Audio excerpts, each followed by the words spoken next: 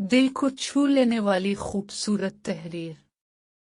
जब आपकी पे किसी की औलाद की तकलीफ पर अपनी औलाद की तरह गम खाते हैं, तो अब से औलाद का तुम बना दिया जाता है कि इसने अपने हिस्से का गम दूसरे की औलाद पर खा लिया है। यूं आपकी औलाद गम से निजात पा जाती है। जब आप किसी के बूढ़े बाप के लिए सीट से खड़े होते हैं, तो आपके बाप के एहतराम में खड़ा होने वाला भी इसी बस में सवार करा दिया जाता है।